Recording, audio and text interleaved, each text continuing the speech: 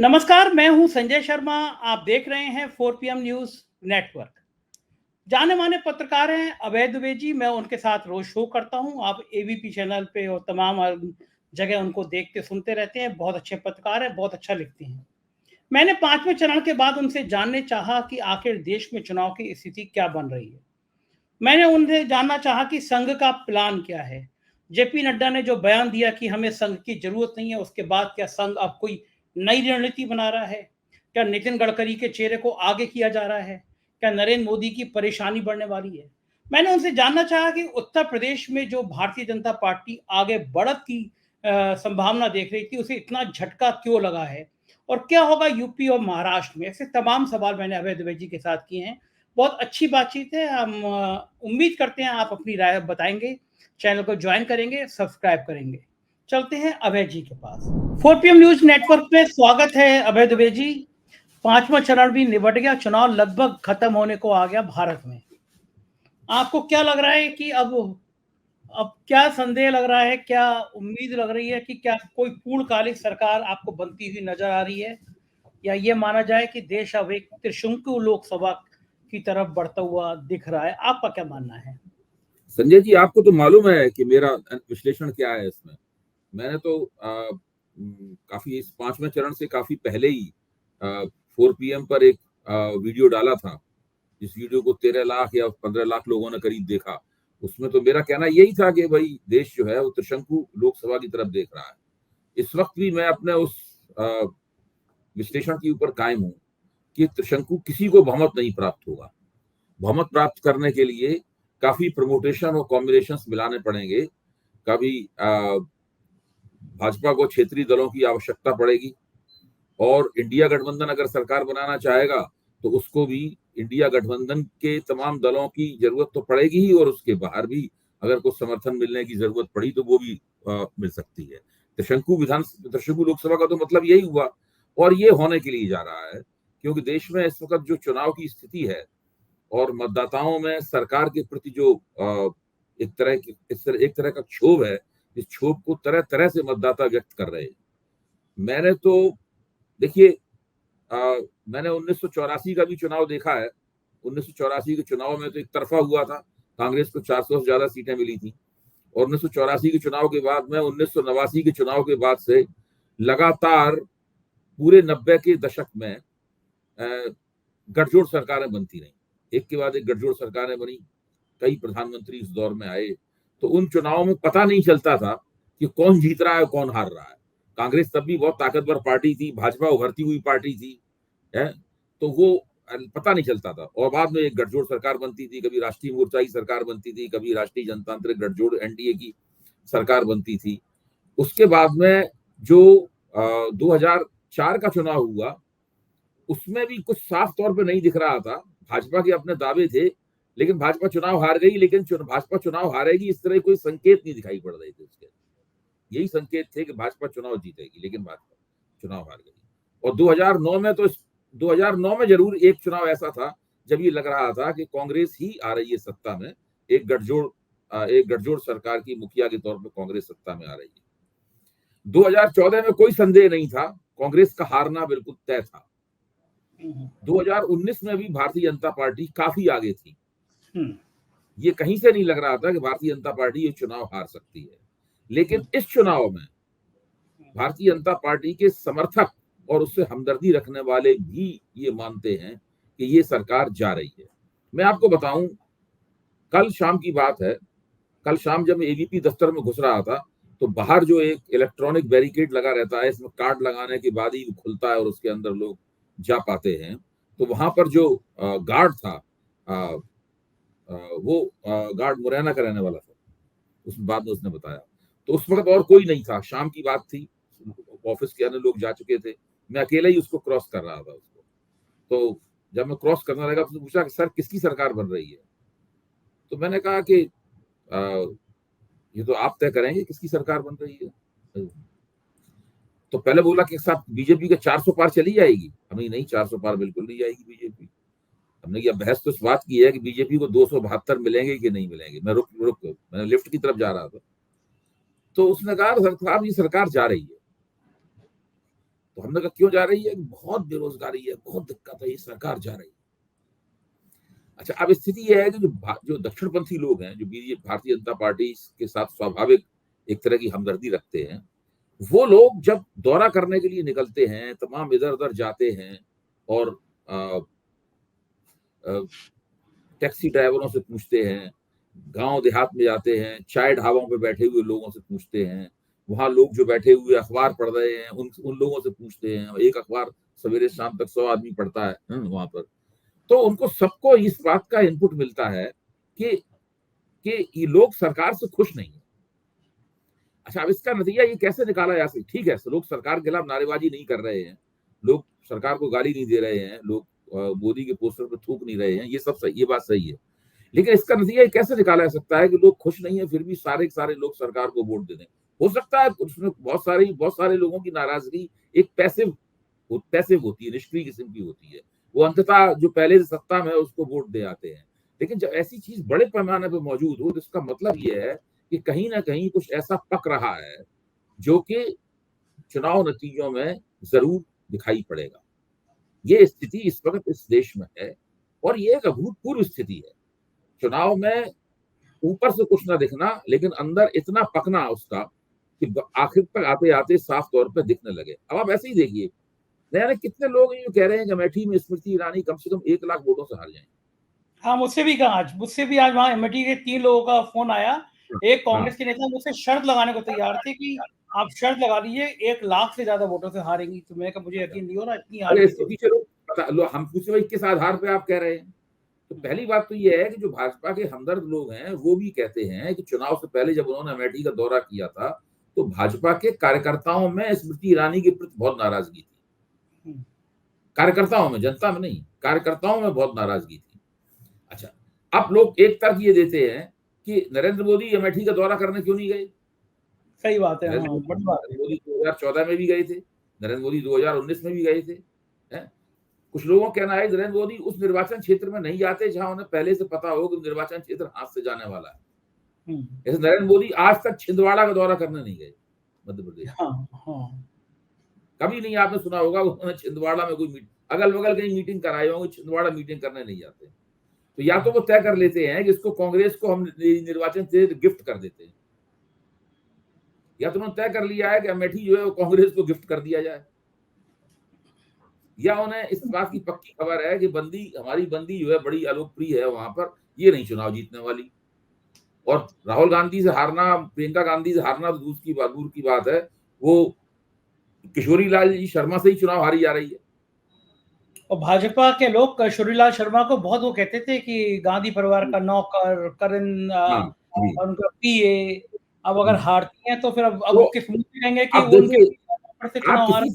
आप किसी भी बंदे से बात कर लीजिए जिसको राजनीति की जरा भी समझ है, जो अपने आप को राजनीतिक समीक्षक कहता है, चाहे किसी छोटे चैनल पे आता हो, बड़े चैनल पे आता हो, अखबार में 2 लाइनें लिखता हो, सोशल मीडिया का कोई अपना प्लेटफॉर्म चलाता हो या दूसरों के प्लेटफॉर्म पे आके बोलता हो, किसी से भी बात कर लीजिए, उसके सामने एक सिनारियो रखिए कि भाई अमेठी में स्मृति ईरानी 1 लाख से कम वोटों से नहीं चुनाव हारेंगी। अगर ऐसा हुआ तो इसका मतलब क्या है?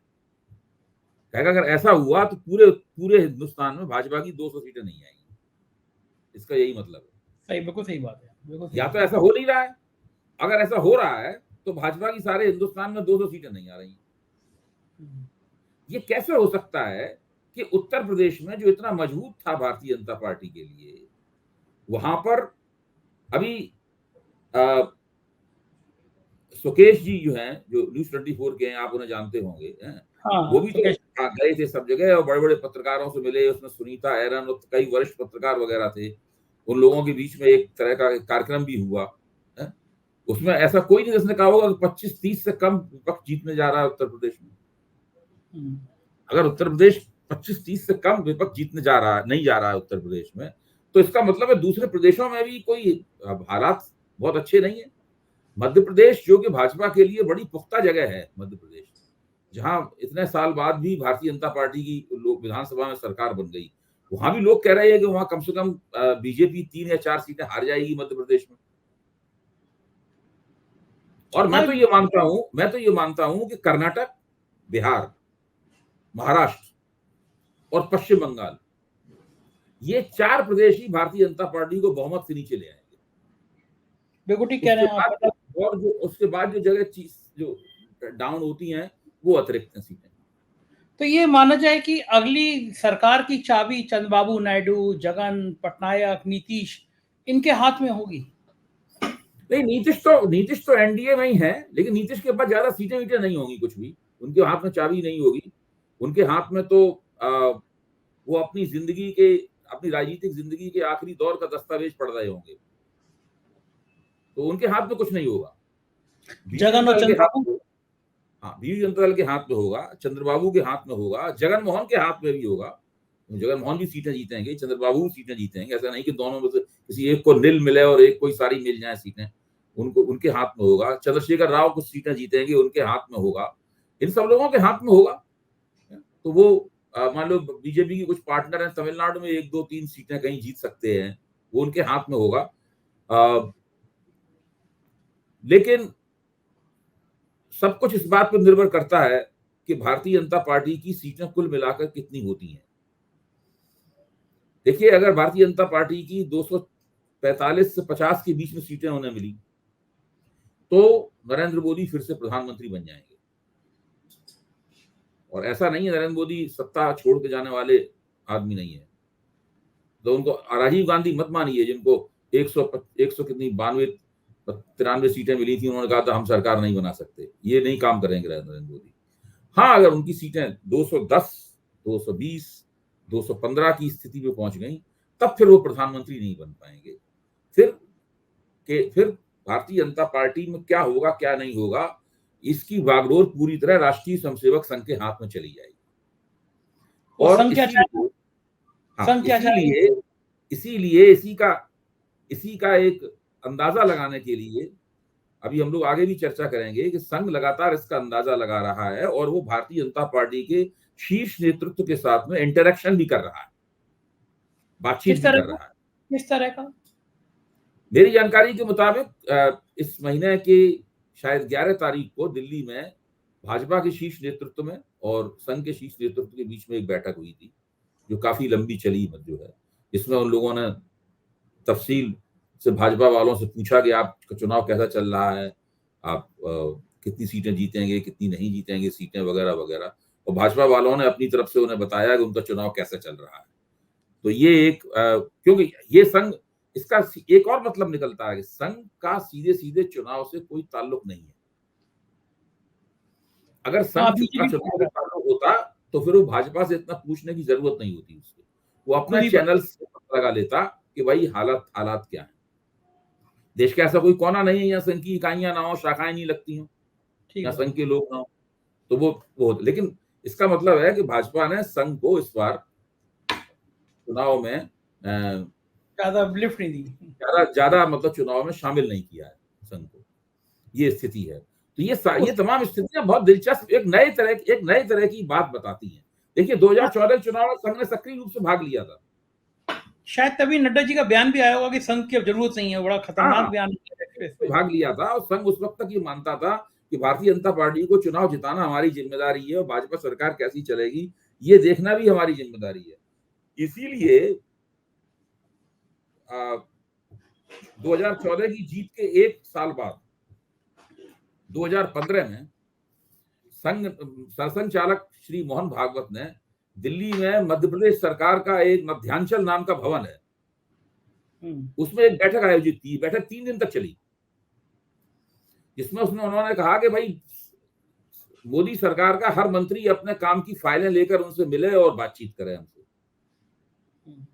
मोदी जी ने बहुत आनाकानी की, लेकिन उन पर दबाव पड़ा तो एक एक करके मंत्री आए। 3 दिन तक चली बैठक ये, एक करके मंत्री आए और वहां पर संघ के 15 संगठनों के मुखिया बैठे हुए थे। वो सब उस मंत्री से जवाब सवाल करते थे। तो मोदी जी को भी फाइल लेके आना पड़ा वहां पर। अरे ये तो बहुत बड़ी खबर है। मैं बता रहा हूँ आपको 2015 में तो मोदी जी बहुत खिसियाए इस बात को। उन्होंने क्या किया, अगली बार नहीं आऊंगा चाहे कुछ। उसके बाद से उन्होंने धीरे धीरे संघ को काटना शुरू किया और अब उसके बाद दोबारा ऐसी बैठक नहीं हुई। तो 2014 में संघ की बहुत जबरदस्त भागीदारी थी। एक सीमा तक 2019 में भी संघ की भागीदारी रही। इस चुनाव में संघ की कोई भागीदारी नहीं है। ये बात भाजपा के पक्ष में जाती है, विपक्ष में जाती है, इसका अंदाज खुला हुआ है, कोई भी इसका अंदाज लगा सकता है इसका मतलब क्या है। ठीक बात है। इस बीच में ना लोग ये कह रहे थे कि चुनाव बड़ा हल्का हो गया, बिल्कुल उसमें लहर ही नहीं है। तो मैं ये देखना चाहता था कि चुनाव में बीच में लहर है या नहीं है, और मैं ये भी देखना चाहता था कि दो नेताओं के बीच में जब गठबंधन होता है तो उनकी बॉडी लैंग्वेज क्या होती है। तो मैं अखिलेश यादव के साथ फूलपुर गया था, उनके साथ हेलीकॉप्टर में गया था। तो वो जो हेलीकॉप्टर लैंड होने को था, लैंड हो नहीं पाया था, उससे पहले ही अखिलेश यादव ने कहा भीड़ देख के कि आज ये भीड़ इतनी खुश दिखाई दे रही है कि इस तरह बैरिकेडिंग तोड़ देगी। तो वाकई में भीड़ अपने नेता को देखने के लिए इतना करीब थी, बैरिकेडिंग तोड़ के हेलीकॉप्टर तक आ गई। मंच पे गए तो खुशी के नारे लगाते हुए मंच तक आ गए। राहुल गांधी आ गए तो और जोश बढ़ गया। तो मैंने देखा कि दोनों के बीच केमिस्ट्री बहुत अच्छी थी, राहुल के और अखिलेश के बीच में। इससे पहले 2019 के चुनाव में मैंने एक बार फिर अखिलेश यादव के साथ एक चुनावी दौरा किया था। तो जब हमारा हेलीकॉप्टर उतरा तो वहां पे दो जो सेफ हाउस बनाए जाते हैं या चाय पानी फ्रेश होने के लिए, एक में अखिलेश चले गए, 10 मिनट मायावती आई, वो अपने में चली गई। दोनों नेताओं के बीच में कोई कॉम्बिनेशन बातचीत नहीं थी। जब स्टेज पे 5-7 मिनट बाद हाथ मुंह धो लिया, स्टेज पे जाने की बात आई तो सतीश मिश्रा आए कि स्टेज पे चलिए। तो मायावती और अखिलेश यादव दोनों सीढ़ियों पे ही मिले एक दूसरे से। गठबंधन था, लेकिन ये नहीं अगर आए हैं तो बैठ के दोनों पहले 5-10 मिनट बातचीत करें कि भाई क्या बोलना है। इसका मतलब कि उस गठबंधन में कोई औपचारिकता थी। इसके विपरीत जो राहुल गांधी के संग कल बॉडी लैंग्वेज थी, जो उनकी दोनों की आपसी सहमति दिख रही थी, वो बहुत ज्यादा दिख रही थी। मैं आपसे जानना चाहता हूँ कि जब एक तरफ कहा जा रहा था कि उत्साह नहीं है चुनाव में, हम देख रहे थे मोदी जी की रैली में मोदी मोदी वो जो नारे लगते थे वो नारे गायब हो गए हैं, और हर जगह हर आदमी कह रहा है चुनाव बड़ा डर लगा है। ऐसे में जो फूलपुर की कल उसके वीडियो दिन भर वायरल हुए हैं, जो भीड़ थी, भीड़ का जो जोश था, जो उमंग थी, मतलब इतनी खुशी थी, इस बॉडी लैंग्वेज का मतलब क्या होता है चुनाव में? फिर ये चुनाव तो ठंडा नहीं है इसका मतलब। नहीं, चुनाव ठंडा किस लिहाज, चुनाव ठंडा जब कहा जा रहा था, इस लिहाज से कहा जा रहा था कि इसके अंदर कोई जज्बाती मुद्दा नहीं है। जिस तरीके से पिछली बार बालाकोट स्ट्राइक और पुलवामा की घटना के कारण एक जज्बाती आवेश पैदा हुआ था, वो जज्बाती आवेश नहीं है। या 2019 के चुनाव में कांग्रेस के खिलाफ एक भावना थी, कांग्रेस सरकार के खिलाफ, उस तरह का भावना नहीं है। चुनाव में गर्मी है, चुनाव में सरकार के खिलाफ गर्मी है। लोग जो भी बोलते हैं, विपक्ष के खिलाफ कुछ नहीं बोलता। हमने तो आज तक कोई सुना ही नहीं कि कोई विपक्ष के खिलाफ पब्लिक बोल रही हो। भाई पूरा आप देखिए ना, ये जितना भी हो रहा है विपक्ष के खिलाफ पब्लिक बोल रही हो, कभी सुना आपने? नहीं। जो बोल रहा है वो सरकार के खिलाफ ही बोल रहा है। मैं ये नहीं कह रहा हूं कि जितने लोग बोल रहे हैं वो सब जाकर मोदी के खिलाफ वोट दे आएंगे, ये मैं नहीं कह रहा हूं। क्योंकि आमतौर पर कई बार नाराजगी बड़ी पैसिव किस्म की होती है, निष्क्रिय किस्म की होती है। लोग नाराज होते हैं लेकिन निर्णय नहीं ले पाते। और यथास्थिति जो है, यानी स्टेटस को है, मौजूदा सरकार है, उसको पलटने के लिए एक मजबूत निर्णय की जरूरत होती है वोटर द्वारा। अगर उस तरह का निर्णय लोगों ने ले लिया तो भाजपा की 150 सीटें नहीं आएंगी। फिर तो खेल खत्म, पैसा हजम, भारत माता की जय, वो तो पूरा हो गया खत्म। लेकिन अगर लोगों में जितने लोग नाराज हैं उसमें से अगर 50% लोग, 50% लोग भी इस सरकार के खिलाफ वोट दे देते हैं तो मोदी जी बहुमत से काफी दूर चले जाएंगे। ये स्थिति है। और दूसरे एक और महत्वपूर्ण बात है इसमें कि ये सब कुछ जो हो रहा है पूरा का पूरा, ये बार बार मोदी जी को ये कहना पड़ रहा है कि हम संघ के साथ जो बैठक हुई उसमें भी इन लोगों ने दावा किया कि हम 325 सीटें ले आएंगे कम से कम। इनका दावा ये था कि 325 से एक भी सीट कम नहीं होगी। तो मोहन भागवत ने, दत्तात्रेय होसबोले ने जो उस मीटिंग में शामिल थे, उनकी बात सुन ली। मतलब मान लिया कि 325 सीट आ जाएंगी। हाँ, उनका कहना है कि 325 से एक भी सीट कम नहीं आएगी, ये उनका दावा है। क्या लग रहा है ये किस आधार पे दावा किया होगा उन्होंने संघ के सामने कि 325? उनको आधार की क्या जरूरत है दावा करने के लिए? कमाल हो गया। क्या उनको दावा करने के लिए भी आधार की जरूरत होती है क्या? वो संघ के प्रमुख ये पूछते, बताओ कौन सी सीट हार रहे हो, कौन सी जीत रहे हैं, इसमें गैप क्या रहेगा, इसमें गैप क्या रहेगा, या दूसरे नंबर पे रहोगे, तीसरे नंबर पे रहोगे, किस प्रदेश में ज्यादा जीतोगे, किस प्रदेश में? तो इस तरह के कार्यक्रमों में ऐसी बातचीत थोड़ी ना होती है। दावा करने के लिए आधार की क्या आवश्यकता है? आपको याद होगा कि विधानसभा चुनाव के दौरान में एक टाइम्स ऑफ इंडिया में स्वामीनाथन अय्यर लिखते हैं हर रविवार को, तो उन्होंने अपना एक अनुभव लिखा था कि वो अखिलेश की एक मीटिंग में गए विधानसभा चुनाव के दौरान। अखिलेश की एक मीटिंग में गए और वहां पे इतना जबरदस्त अखिलेश के समर्थक जोश में थे और वो बैरिकेड तोड़ के मंच की तरफ झपटे अखिलेश के साथ सेल्फी लेने के लिए। तो स्वामीनाथन अय्यर ने लिखा था कि मुझे लगा कि हम लोगों को कुचल के, हम लोग इस भगदड़ में कुचल के, पत्रकार पूरे पूरे कुचल जाएंगे इस भगदड़ में। ये सब उन्होंने लिखा था उसमें अपने लेख में। तो उन्होंने निष्कर्ष निकाला था कि अखिलेश के समर्थक बहुत जोश में है और वो बहुत उत्साह में, उनको लग रहा है कि वो चुनाव जीत जाएंगे। अच्छा, ठीक है, अखिलेश चुनाव नहीं जीते, लेकिन आप बताइए वोट कितना ज्यादा मिला उन्हें? हाँ, अब तक का सबसे ज्यादा वोट मिला था उनको। ज्यादा वोट मिला, सीटें भी बहुत अच्छी मिली। अब आप कल्पना कीजिए कि विधानसभा का वो नतीजा लोकसभा में रिपीट हो जाए, है? तो आप समझ लो बीजेपी कम से कम 35 सीट हार जाएगी। ठीक बात है, बिल्कुल ठीक। अच्छा, आप सोचिए अगर विधानसभा का वो नतीजा रिपीट हो जाए तो बीजेपी कितनी सीट हार जाएगी? 30-35 सीट हार जाएगी, एकदम 30-35 सीट हार जाएगी। तो ये जो आप बात कह रहे हैं बिल्कुल ठीक कह रहे हैं। इस वक्त माहौल वहां पर देखिए, अखिलेश जी ने क्या किया है। अखिलेश जी ने पिछली बार ये किया था विधानसभा में कि नेताओं को जोड़ा था, उसके जरिए उन्होंने पिछड़े वर्ग की एकता बनाई थी। इस बार नेताओं को भगा दिए उन्होंने, सब बीजेपी में चले गए वो। इस बार उन्होंने टिकट इस तरीके से बांटे हैं कि पिछड़े वर्ग की एकता बने, दलित वर्ग की एकता बने, कुर्मियों को उन्होंने टिकट दिए हैं, सबसे ज्यादा सैनियों को टिकट दिए हैं, कुशवाहों को टिकट दिए हैं। तो पिछड़े वर्ग की एकता बना रहे हैं वो। उसका फायदा जो उन्होंने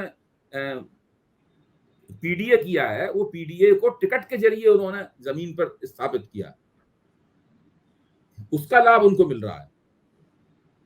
बिल्कुल ठीक बात है। और आपको जब उत्तर प्रदेश की बात लग रही है तो मोटा मोटा आपको लग क्या रहा है उत्तर प्रदेश में कितना एनडीए और कितना एनडीए गठबंधन? मैं तो ये मानता हूं कि उत्तर प्रदेश में अगर विपक्ष भाजपा से 30 सीटें छीन लेता है, 30 या 35 सीटें छीन लेता है, तो सारे देश में भारतीय जनता पार्टी यूनिफॉर्मली चुनाव हार जाएगी। आपको लगता है 30 सीटें जीत लेगा उत्तर प्रदेश में विपक्ष? अगर नहीं जीता उत्तर प्रदेश विपक्ष में तो आप भारतीय जनता पार्टी को बहुमत पाने से नहीं रोक पाएंगे। मान लीजिए अगर 20 सीटें 25 सीटें तक रहता है विपक्ष, 20-25 सीटें भी बहुत अच्छा परिणाम है, लेकिन अगर वास्तव में बहुमत से नीचे घसीटना चाहते हैं तो ये इतना करना पड़ेगा। ठीक बात है। हाँ, 20 सीटों में परेशानी होगी, लेकिन 250 तक फिर बीजेपी आ सकती है, लोग ऐसा मान रहे हैं। जी जी। अच्छा, स्मृति ईरानी अगर अमेठी से हार गई तो स्मृति ईरानी का भविष्य क्या होगा? स्मृति ईरानी का भविष्य तो तभी तक है जब तक मोदी जी सत्ता बने रहेंगे। मोदी जी, स्मृति ईरानी चुनाव हार जाएंगी फिर भी उन्हें मंत्री बना देंगे उन्हें। भाई 2014 में तो उन्हें मंत्री बनाया गया था, तो 2014 में कौन सा चुनाव जीती थी? फिर इतिहास दोहराएगा, इतिहास फिर दोहराएगा। हाँ, वो तो उनको फिर भी मंत्री बना देंगे। वो आपके अरुण जेटली हार गए चुनाव, फिर भी उनको मंत्री बना दिया था।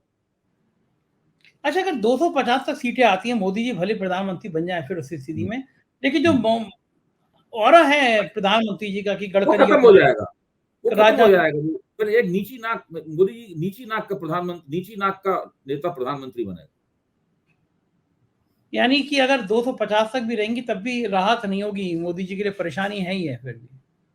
देखिए 250 का क्या मतलब हुआ? 250 का मतलब हुआ कि मोदी जी को कम से कम 20 से 25 सीटें चाहिए बहुमत के लिए, और आरामदेह बहुमत के लिए कम से कम 30-40 सीटें चाहिए, 40 सीटें चाहिए मोदी आरामदेह बहुमत के लिए, यानी करीब 280 के करीब सीटें चाहिए। तो उसमें कुछ इनके एनडीए के साथी भी कुछ कहीं जीतेंगे, एक तो वो सीटें हो जाएंगी। दूसरे जिन क्षेत्रीय शक्तियों के साथ में इनका गठजोड़ होगा वो फिर एक अच्छा मंत्रालय मांगेंगे, उस मंत्रालय में फिर वो मोदी जी के बिना किसी हस्तक्षेप के या पीएमओ के बिना किसी हस्तक्षेप के वो चलेंगे। उसके बाद तो परिस्थिति बदल जाएगी। उसके बाद मोदी जी को फिर से राष्ट्रीय स्वयंसेवक संघ की याद आएगी, राष्ट्रीय स्वयंसेवक संघ का हस्तक्षेप उनकी सरकार में बढ़ जाएगा, कई तरह की चीजें बढ़ जाएंगी। आप ये देखिए कि बहुत से लोग भूल गए हैं ऑर्गेनाइजर का वो संपादकीय है। आपको याद आया ऑर्गेनाइजर ने एक संपादकीय कहा था कि मोदी और राम मंदिर जिता नहीं सकते मोदी का चेहरा। बिल्कुल ठीक है, बहुत पहले कह दिया था उन्होंने। अच्छा, उसमें से कौन सी बात गलत साबित हो रही है? बिल्कुल सही कह रहे हैं, ना राम मंदिर मुद्दा है ना मोदी का चेहरा है, कोई बात गलत साबित नहीं हो रही उसके अंदर। बिल्कुल ठीक कह रहे हैं, बिल्कुल ठीक कह रहे हैं। तो ये बात है तो संघ पहले से कह रहा है ना।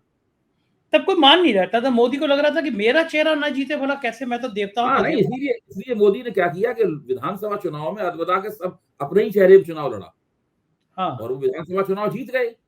हालांकि चेहरा बड़ा, वो लोग ऊब गए उस चेहरे। इस चक्कर में अति आत्मविश्वास पैदा हुआ, हम्म। उसका नतीजा आप देख रहे हैं। बिल्कुल ठीक बात है। और अति का बनना बरसना, ना अति की भली ना धूप, अति सही का बात। बुना ना बोलना, अति की भली ना छू। तो वो जो है इतना ज्यादा चेहरा अति कर दिया था हर जगह, यूरिया के खाद के बोरे से लेकर पेट्रोल पंप तक, वैक्सीन से लेकर बाकी। हटाया तो केवल एक ही जगह हटा, वैक्सीन के सर्टिफिकेट से हटा, वैक्सीन वो के भी सर्टिफिकेट। कोविड। अरे सही मैं बात। गया था वहाँ पे, फूलपुर के गांव में गया अभय जी, मुझे उम्मीद नहीं थी। मैं वहाँ गांव के लोगों से बात करने लगा तो नौजवान बात करने लगे कि इतने कलेजे वाले ने तो वैक्सीन से फोटो को हटवा दिया अपने वैक्सीन। यानी गांव गांव में भी वो कोविडशील्ड की चर्चा थी। तो मेरे लिए बड़ा हैरानी हो रहा था कि यार ये वैक्सीन का मुद्दा भी यहाँ तक आ गया। देखिए, गांव वालों को अब शहरों से, संचार क्रांति के बाद में गांव को शहरों से कमतर नहीं मानना चाहिए। संविधान वाला मसला जितना गूंज हाँ, गया है, जितना अंदर तक पहुंच गया है, भाई मैं दावा करता हूं कि भाई हम सब राजनीतिक समीक्षक हैं, हम कोशिश करते हैं एनालिसिस, ये कर देंगे, वो कर देंगे, ये बात कह देंगे, वो बात कह देंगे। हमको तो नहीं पता था कि ये इतना अंदर तक जाएगा।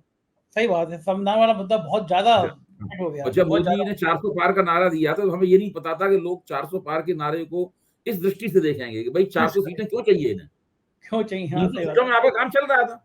हाँ, उल्टा हो गया नारा। कितना कितना दिलचस्प लोगों को, भाई 300 सीटों में आपने सब कुछ किया, आपने धारा 370 हटा दी, आपने 3 तलाक कर दिया, आपने ये कर दिया, वो कर दिया, सब कुछ तो कर रहे थे आप 3 सीटों में। अब आपको 400 क्यों चाहिए? बिल्कुल कुछ सही ना कुछ बात आप ऐसा करना चाहते हैं 300 में आप नहीं कर सकते थे, तो वो क्या है? है। उल्टा पड़ गया ये मामला। तो संविधान बदलने की बात आ गई उसमें। सही बात है। राजनीति में कब कुछ कहा नहीं जा सकता कि कौन सा तीर कहाँ किस दिशा में मुड़ के लग जाएगा। बहुत बहुत शुक्रिया अभय जी, आपने इतनी सारी बातें हमको समझाई, आपका आभार, शुक्रिया। तो ये थे अभय दुबे जी, और विस्तार से बता रहे थे कि देश में चुनाव के बाद क्या सीन होने वाला है। मुझको यकीन है आपको ये चर्चा पसंद आई होगी। अपनी राय से जरूर अवगत कराइएगा। बहुत बहुत शुक्रिया। Thank you.